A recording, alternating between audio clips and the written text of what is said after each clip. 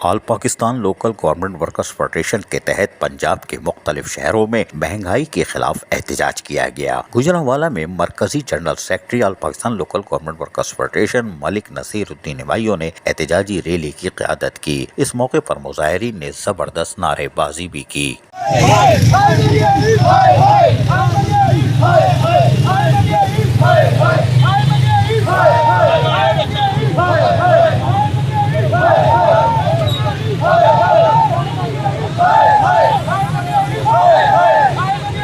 آل Pakistan local government workers federation کے تحت مختلف شہروں میں جو مہنگائی کے خلاف احتجاج کی ریلی نکالی گئی تھی، اس نے شاہراہوں پر گشت کیا اور یقینی طور پر جہاں نعرے بازی کرتے رہے وہ ہم نے آپ کو سنوا دی، لیکن یہاں پر مقررین نے خطاب کرتے ہوئے کہا کہ بلدیاتی ملازمین پریشان حال ہے، ان کو ہر قسم کی سہولیات سے محروم رکھا گیا ہے، اور صرف پنجاب کے نہیں، سندھ کے بلوچستان کے بھی بلدیاتی ملازمین سراپا احتجاج ہیں۔ ملک نصیر الدین ہمایوں نے کہا کہ all Pakistan local government workers federation کے تحت چاروں صوبوں میں فیڈریشن عملی طور پر محنت کشوں کے جائز حقوق اور مراد کے تحفظ کے لیے جدوجہد کر رہی ہے، اور لوگوں کو چاہیے کہ کرپٹ لوگوں سے یا کرپٹ افسران سے، بیوروکریسی سے نجات دلائی جائے اور بلدیاتی ملازمین کے جائز حقوق اور مراد کا تحفظ کیا جائے، جو کہ وفاقی اور صوبائی حکومتوں کا کام ہے۔ ملک نصیر الدین ہمایوں نے کہا کہ all Pakistan local government workers federation اپنی جدوجہد جاری رکھے گی اور بلدیاتی ملازمین کو جہاں ان کے جائز حقوق اور مراد سے روکا جاتا ہے، وہیں پر ان کی تنخواہوں میں کٹوتی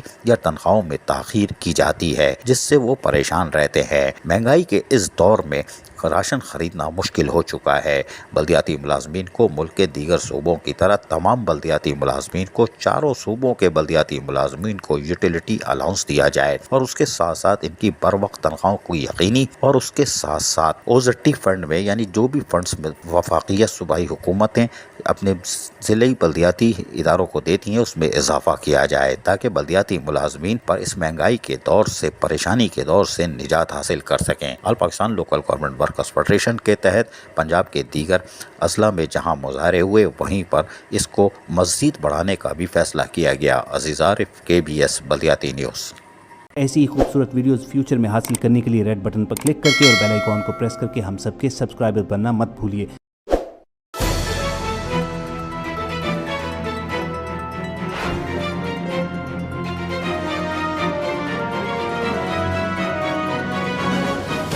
KBS